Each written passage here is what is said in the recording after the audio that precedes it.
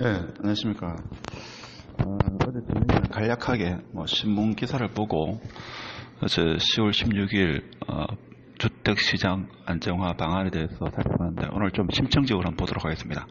저는 국토부에서 지금 보도된 보도자료를 다운받아봤습니다. 자, 종합적인 관계부처 합동으로 했다고 합니다. 자, 기재부, 그다음에 국토부, 그다음에 금융위, 국세청, 4개 부처가 이렇게 공동으로 했는데, 자, 오늘 제가 이야기하면서 향후 흐름, 대구 같은 경우는 수성구, 서울 같은 경우 무조건 해당이 되겠죠. 그리고 RTI, 새로운 용어도 많고, 사실 이거 공부하면, 부동산 시장에 대해서 배울 점이 상당히 많습니다. 이번 같은 경우는 이제 핵심 중에 핵심은 지금 큰 골자는 여기서 주택 공급은 차질 없이 진행하고 수요를 차단하겠다. 이게 핵심인데, 수요는 세금과 그다음에 뭡니까 대출 강화로 해가지고 수요를 차단하겠다. 이게 핵심인데, 자, 어떻게 하는지 그거에 대해서 한번 보겠습니다. 지금까지는 자, 대출이 되지 않는 경우에는 임대 사업자를 만들어 가지고 이렇게 하는 편법이 사실 많이 횡행했습니다. 그래서 대출이 안 되는 게 아니고 아는 사람은 자, 방법을 이용해 가지고 대출을 했죠. 대출을 일으켜 가지고 구매를 했습니다. 심지어는 뭔가 하면 자, 개인 사업자 대출을 일으켜 가지고 융자를 내서 아파트를 사는 그런 형태가 실질적으로 지금도 그렇게 되고 있습니다. 이제 앞으로 어떻게 바뀌는지 상시 보도록 하겠습니다. 자, 목차를 잠시 보면, 목차 보면 대충 우리가 감을 잡을 수 있는데, 자, 큰 카테고리로 지금 몇 개가 있는가 하면, 자, 3개가 있습니다. 첫 번째, 투기적 대출 수요 규제 강화입니다. 자, 대출입니다. 대출은 수요를 옥죄는 겁니다. 자, 옥죄는 거고, 두 번째, 자, 세금입니다. 보유 부담 강화와 양도소득세 제도 보완입니다. 세 번째는 투명하고 공정한 거래 질서 확립인데, 요것은 조금 요것도 조금 3번이 오히려 무서워가지고 투기과열지구나 하여튼 규제 지역에서 투자를 못하는 사람이 있습니다. 돈이 있는 사람은 3번이 더 무서울 수가 있죠.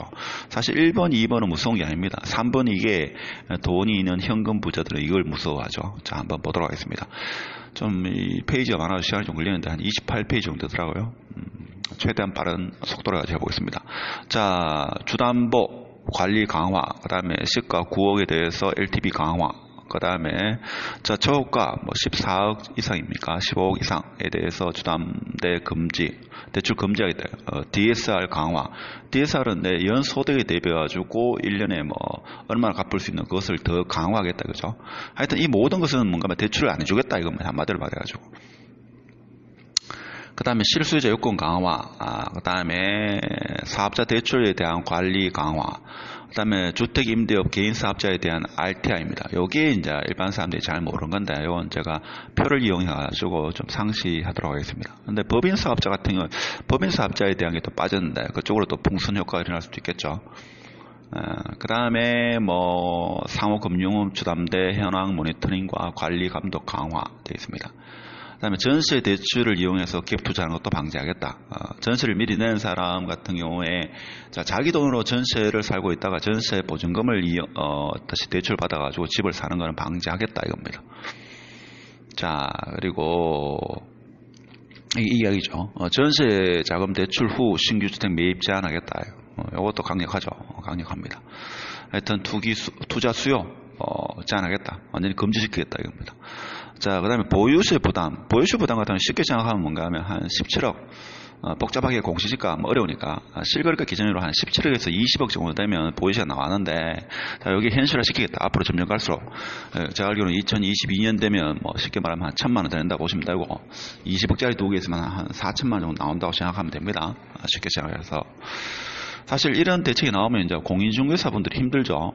거래를 성사시키려고 하면 내용을 알아야 되니까 중개사분도 공부를 많이 해야 될 겁니다.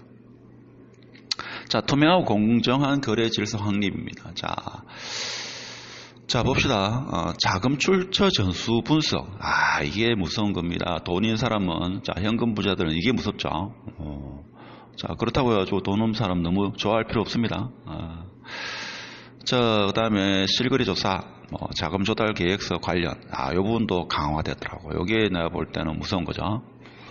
그 다음에 임대 등록 제도 보완, 공정한 청약 질서, 이거는 그렇고, 임대 등록 시 취득세 재산세 혜택 축소, 등록 사업자 의무 위반 합동 점검되어 있습니다. 그 다음에 실수요자를 위한 공급 확대. 제가 볼 때는 이번 정부가 이 4번을 좀 잘해야 되는데, 1, 2, 3번은 뭡니까? 수요에 대한 실수요든 가수요든 간에 줄이겠다. 수요를 아예 없애겠다. 이런 취지인데, 사실 공급을 좀 확대하면 되는데, 이걸 왜 못하냐, 또 이런 생각을 했는데, 이건 정부 정책의 노선과 관계 있기 때문에 쉽사리 못하는 거죠. 수도권에 아무리 많이 지으면 뭐합니까? 서울의 핵심 지역에 짓지를 못하는데, 재건축 개발을 완전히 풀머져 오는데 이것도 한 2, 3년 걸리니까 또 문제가 되는 거죠. 가로주택 활성화 관련 있습니다. 목차가 이렇고, 세부 내용 한번 보겠습니다. 일단 정부가 지금 시장을 어떻게 보고 있는가, 제대로 진단을 제대로 해야 됩니다. 근데 이제 좀, 이거 문서를 직접 보신 분은 조금, 정부가 좀 예를 썼네, 이렇게 평가하는 분도 계시지만, 저 개인적인 판단에는 공급 부분에 아직 정부가 제대로 인식을 못하고 있다. 이게 좀 안타깝죠. 단순히 안타까움을 넘어가가지고, 좀 답답한 형국인데. 첫 번째 이 문장입니다. 올해 전국 주택 가격은 전반적인 안정세다. 이게 안정됐습니까? 그러니까 원인을 제대로 진단을 해야지만 그에 대해서 이 조치가 있는데, 이 원인 진단이 제대로 안 됐기 때문에 제가 볼 때는 이것도 그렇게 한 6개월에서 1년 정도는 좀 안정을 취하겠지만 또 튀겠죠. 서울 주택 가격 안정을 취했으나, 강남권 재개발축 상승세로 인해가지고 24주 연속 상승했다 하는 겁니다. 그래서 이번 대책이 나왔다 이렇게 보시면 되겠습니다. 근데 이게 지금 어떻습니까? 작년 9.13 대책 이후로 아파트 가격이 이렇게 내려가다가 다시 이렇게 올라갔다 보면 되는 거죠. 그래서 정부가 지금 무서워하는 거죠. 다시 상승하니까, 원래 서울 여기 강남에다 가면 강남에서 이렇게 퍼져나갔죠. 전국적으로 퍼져나갔습니다. 이게 노무현 정권 때 그때 이제 그 집값의 상승 패턴이었습니다. 근데 이번에는 그때와 달랐습니다. 지방에서 아파트가 상승해가지고 강남으로 치고 올라갔죠. 어디든 간에 좀 이렇게 진단해가지고 아파트 투기를 건드리겠다는 겁니다. 보겠습니다. 분양가 상한제 적용 지정 이후 국지적 과열이 일어났다. 원인은 이렇게 진단했습니다. 그래서 집값 상승 기대 심리로 매수세 확대되고 갭 투자 등 투기 수요가 유입돼 가지고 이걸 매수세 즉 수요자, 실수요자 등 가수요든 차단하겠다 하는 게 이런 원인에서 이런 사람들을 차단하겠다 이야기입니다. 이거고. 그 다음에 보증금을 선계해서 매수하는 갭 투자 비용도 정시했다. 그래서 실수요에 대응하는 공급은 충분하다. 제가 볼 땐 이게 참 안타까운 부분인데, 수요를 아무리 억제하더라도 공급이 충분하지 않으면 실수요자가 움직입니다. 실수요자가 움직이면 정부도 참 쉽지 않죠. 쉽지 않습니다. 지금 컴퓨터가 좀 말썽이 있는데 이해하시기 바랍니다. 시장 상황 평가 보겠습니다. 수도권에 30만 호 공급하겠다. 제가 볼 땐 이것도 좀 실제 필요한 지역에 직장이 가까운 서울 내에 아파트를 공급 계획을 세웠으면 지금 이런 사태가 벌어지지 않았을 건데, 이게 좀 안타깝죠. 여전히 풍부한 시중 유동성이 서울의 주택 시장으로 유입돼서 최근 국지적 과열을 보이고 있다. 국지적이라고 말하기는 좀 그렇죠. 40% 가까이 과열이죠. 근데 풍부한 시중 유동성, 폭락론자들은 늘 이야기하기를, 가계부채가 1,600조다, 1,570조다, 1,600조다 하는데, 뭡니까? 단기 유동성 자금이 1,200조 되죠. 이게 문제입니다. 그렇죠? 돈을 뺏을 수는 없죠. 하여튼, 저금리, 낮은 보유 부담, 상한제 적용, 기타 등등입니다. 여기서 저금리입니다. 저금리는 지금 어찌할 수가 없죠. 좀 경제가 어려운 상태에서 부동산 잡겠다고 산업을 붕괴시킬 수 없으니까 급격히 상승을 못 시킵니다. 자, 그래서 일부 투기 수요로 인해서 실수요자의 내집마력 기회 감소가 우려, 시장 교란 행위 방지 및 안정적인 수급 관리가 필요하다. 자, 이게 목적입니다. 자, 정부 대응 방향. 자, 3대 원칙. 자, 투기 수요 건절, 맞춤형 대책, 실수요자 뭡니까? 보호입니다. 자, 3대 원칙을 가지고 서민 주거 안전을 최우선으로 추진하겠다. 자, 그래서 갭 투자, 다주택자 투기 수요를 차단하겠다. 첫 번째. 그 다음에 뭡니까? 양도 차익에 대해서 과세 체계를 강화하겠다. 다음에 종합부동산, 자, 세금을 현실화시키겠다. 다음에 분양가 상한제 지역을 확대하겠다. 그 다음에 뭡니까? 자, 도심지역, 서울 도심지역 공급과 수도권에 30만 호, 자, 차질 없이 공급하겠답니다. 자, 내용이 좀 많죠? 내용이 많습니다. 자, 뭐 그런 내용이고, 상세하게 보려면 한도 끝도 없습니다. 자, 일단 보겠습니다. 자, 투기적 대출 수요 강화입니다. 자, 실제 보시면 지금 현행은 주택 가격 구간 없이 40% 적용되는데 이거를 뭔가 뭐 9억 이하는 40%고 9억 추가분은 20%입니다. 그럼 10억이면 2억 되는가? 그게 아닙니다. 여기에 이제 비례제입니다. 자, 무슨 말인가 하면, 자, 14억을 40% 같으면 5억 6천이 대출되는데, 자, 개선하게 되면 어디 되는가 하면, 자, 14억에 20% 하면 2억 8천이 아니고, 9억까지는 40% 해주고, 자, 9억 초과분, 즉 5억에 대해서는 20%이기 때문에 4.6억이다. 자, 1억 정도 차이가 납니다. 제가 볼 때는. 그렇게 큰 효과는 아닙니다. 뭐 1억 없어가지고 15억, 14억짜리 못 사겠습니까? 자, 근데 15억 이상이 문제죠. 15억 이상은 주담대, 자, 대출 아예 안 해주겠다. 이겁니다. 자, 개선할 때. 자, 대출 안 해주겠다. 이겁니다. DSR은 연간 소득 대비 모든 가계대출 원리금 상환액. 자, 이것을 어떻게, 자, 투기지역, 투기과열 지역의 시가 9억 원 초과 주택에 대해서 담보대출 차주는 이제 그 돈을 빌리는 데에서 차주 단위로 DSR 규제를 적용하겠다. 21년까지 자 40%로 하향 조정하겠다. 대출을 안 해주겠다 이거죠. 대출을 감소시켰다. 그다음에 실수요자 요건 강화입니다. 자, 1주택 세대는 2년 내에 기존 주택을 처분하는 조건으로, 자, 무주택은 고가주택을 구입하는 2년 내에 전입하는 조건인데, 자, 개선이 뭔가 하면 어떻게 되는가 하면 시가 9억으로 변경하고, 공시지가 9억에서 시가 9억으로 변경하고, 자, 1년 내에 전입 및 처분 의무를 부여한다. 자, 그러니까 1주택 세대의 주택 구입과 무주택 세대의 고가주택에 대해서 1년 내에 전입 및 처분 의무를 부여한다 이겁니다. 그러니까 2년 내 전입을 1년 내에 전입 강화시키고 2년 내 기존 주택 처분을 1년 내에 처분한다. 그러니까 갈아타기 수요가 또 쉽지 않겠죠. 이에 대해서 반발도 좀 있을 것 같은데. 자, 사업자 대출에 대한 관리 강화입니다. 여기서 이제 RTI. 자, RTI 이게 뭔가 하면, 자, 현행은 1.25인데 이제 앞으로 1.5로 강화시키겠다. 자, 보통 대부분의 다른 채널에서 이 정도만 하는데, 자, 요거 표로 한번 보겠습니다. 자, 쉽게 말하면 입니다. 자, 임대업 이자 상환 비율입니다. RTR, Rent to Interest Rate입니다. 자, 연간 총 이자분의 연간 임대소득입니다. 예를 들면 10억짜리 샀습니다. 그러면 연 월세가 3,500만이다. 그럼 융자가 7억이다. 그럼 연 이자가 3,000만이라고 봅시다. 4.2% 적용했을 때, 그럼 RTI가 1.16입니다. 기존의 임대 주택은 1.2까지 올 겁니다. 근데 이걸 올리겠다 이거죠. 만일에 자 4.1을 적용하면 이게 1.5 이상을 맞추려고 하면 자 연 이자가 2,500만 원입니다. 2,520만 원. 그럼 대출이 어디 됩니까? 자 7억에서 6억으로 1억 줄어든다는 뜻입니다. 자 1억 감소된다. 쉽게 말하면 이것도 대출이 이제 임대사업자가 대출을 이렇게 해가지고 아파트를 매매하는 거기에서 융자를 줄이겠다 그 내용입니다. 자 이해되시죠? 자 상가는 원래 RTI가 1.5였는데 아파트는 1.5를 적용하겠다. 자 상가 같은 경우에 뭔가 하면 그러니까 월세가 많이 나오지 않으면 융자가 적게 됩니다. 월세가 많이 나오면 융자가 많이 되죠. 예를 들면 10억 정도 있으면 50억까지도 가까이도 대출이 됩니다. 월세가 많이 나오면. 근데 월세가 많이 안 나오면 아예 대출이 안 되죠. 자 그런 부분이 있습니다. 자 RTI는 그런 개념이고, 자 하여튼 간에 자 융자도 대출을 줄이겠다 이 이야기입니다. 자 개인 사업자, 자 새마을금고 상호금융권 주담보대출 모니터링 관리 강화하겠다. 이것도 줄이겠다 이 뜻입니다.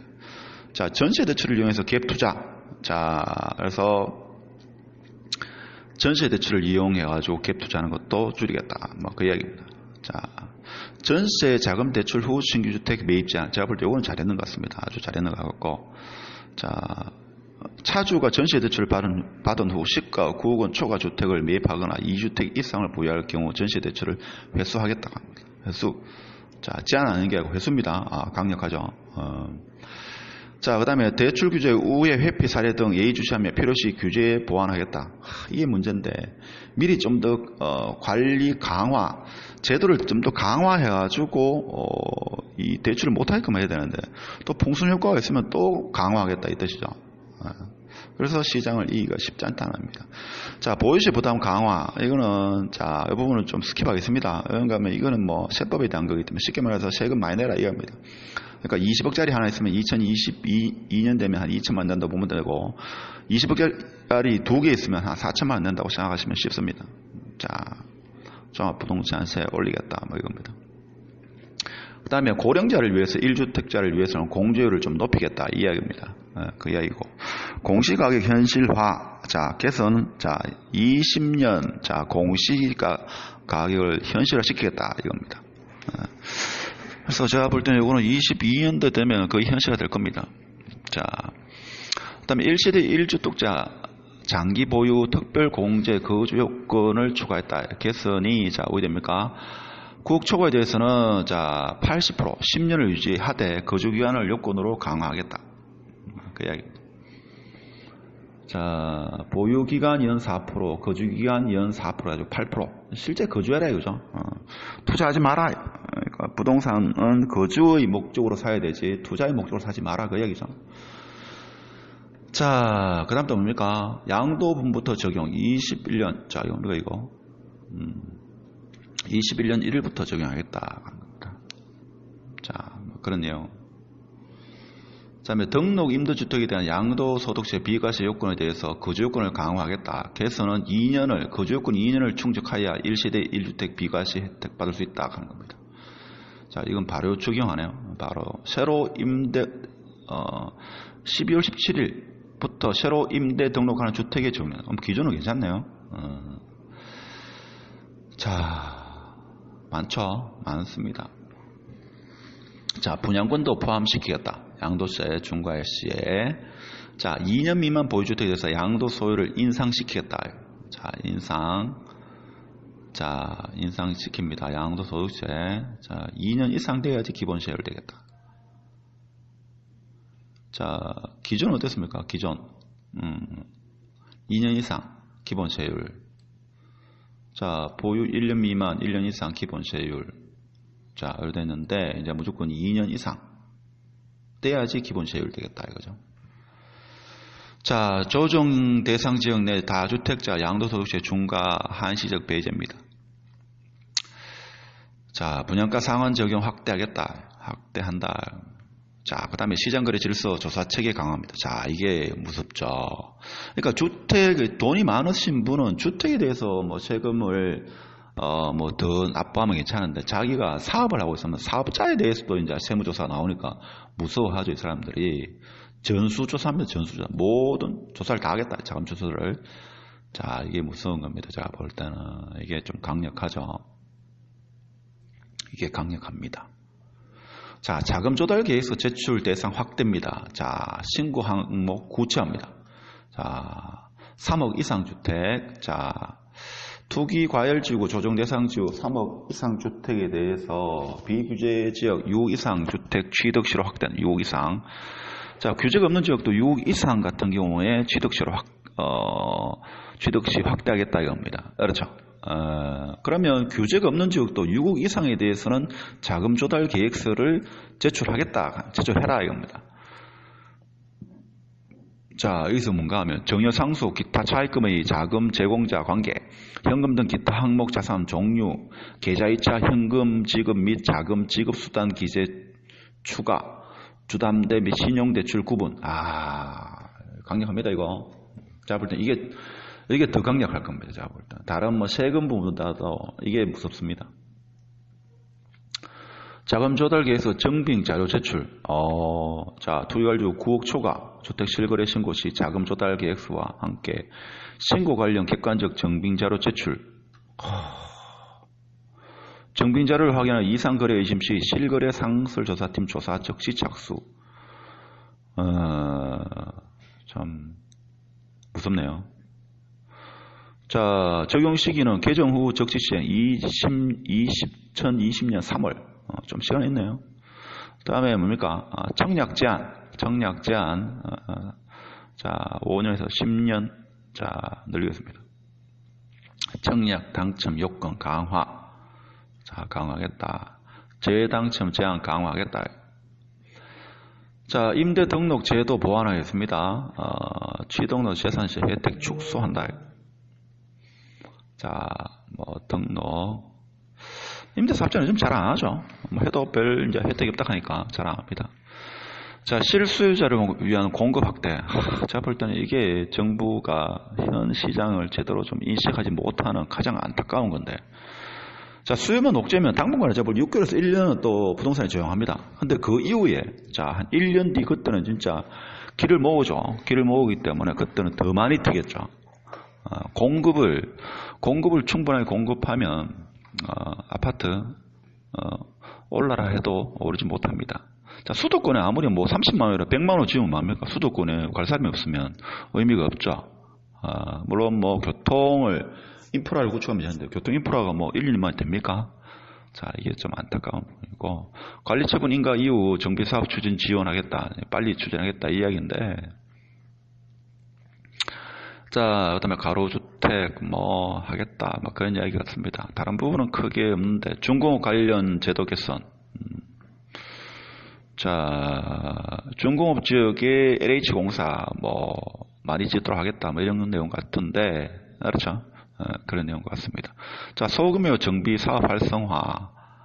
자, 향후 추진 일정. 자, 어디입니까? 시가 9억원 초과 주택 담보대출 LTV 강화, 초가 아파트 주담대 금지 DSR 강화. 자, 12년 적용 시점이 거의 12월 23일부터입니다. 그렇죠? 지금까지 했던 거 다 바로 적용하겠다. 뭐 20년 늦어도 20년 1일까지 다 적용하겠다 그 이야기입니다. 자, 제도 보완. 자, 양도세 제도 보완. 이것도 하여튼 양도세 강화. 이것도 적용하겠다 그 얘기 같은데. 자, 제가 볼 때는 이 투명하고 공정한 거래 질서 확립 이 부분에서 사실 아파트 가격은 돈 있는 사람이 움직이죠. 부자들이 움직이면 자, 실수요도 따라 움직이죠. 자, 내가 보니 자금 조달 계획서 정빙 자료 제출 이게 20년 상반기 같은데 이 부분이 제가 볼 때는 잠시만요.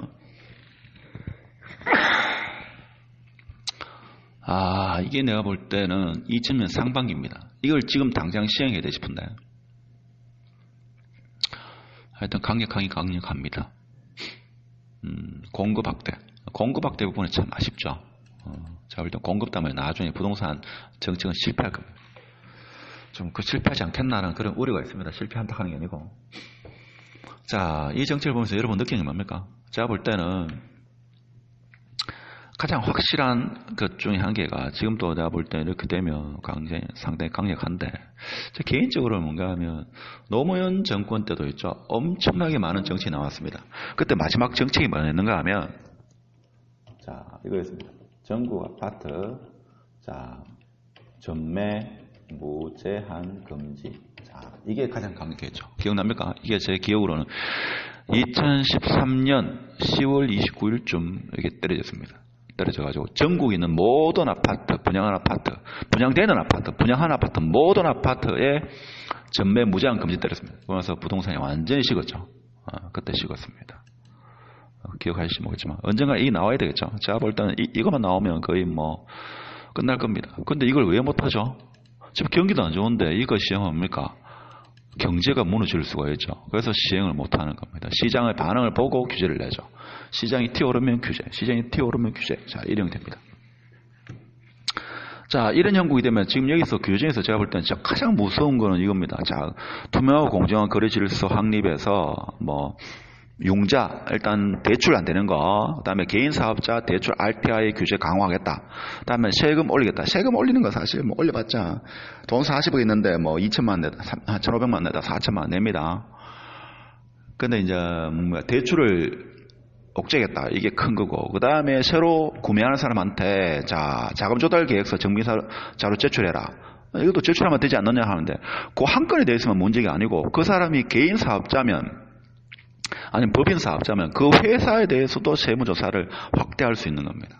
상당히 무서운 거죠. 그래서 제가 볼 때는 자 15억 이상은 자 거래가 뜸하겠죠. 뜸합니다. 좀 뜸할 거고. 그 다음에 지금 투기과열지구, 투기지구 같은 경우에는 거래가 당분간 좀 힘들겠죠. 일단 대출이 안 되니까. 대출이 안 되고. 돈 있는 사람은 이게 무서워서 못할 겁니다. 자, 근데 또 문제가 뭔가 하면 규제 지역이 아닌 곳에 아까 보니까 6억 이상에 대해서 또 이거를 제출해라 했습니다. 조금이라도 뭔가 자기가 스스로 정할 때 조금 문제되면 못하겠죠. 그래서 제가 볼 때는 당분간은 아파트 가격이 좀 안정되겠지만, 자, 근데 문제는 뭔가 꼭 필요한 사람이 있죠. 세무조사 해라. 난 떳떳하다. 꼭 필요하다. 이런 사람은 삽니다. 자, 기다리다 사겠죠. 집을 사야 되니까. 그래서 그런 사람한테는 제가 볼 때는 이게 뭐 효과이겠습니까? 그래서 제가 볼 때는 당분간은 좀 부동산이 좀 조용해지겠다. 하지만 공급이 뒷받침되지 않은 어떠한 규제도 나중에는 더 큰 부작용을 일으킨다는 거. 이걸 뭡니까? 서울 전 지역뿐만 아니라 수성구 같은 경우에도 마찬가지죠. 수성구는 지금 공급이 좀 있습니다만은 그래도 충분하지 않죠. 그래서 이 정권이 끝나고 아니면 이 정권이 힘을 잃을 때 그때 되면 제가 볼 때는 오늘의 이 조치가 그때는 더 큰 부작용으로 일어나지 않을까 하는 그런 염려가 됩니다. 자, 오늘 어제 조치에 대해서 좀 분석을 해봤습니다. 자, 좋았다면 구독, 공유 부탁드립니다. 감사합니다.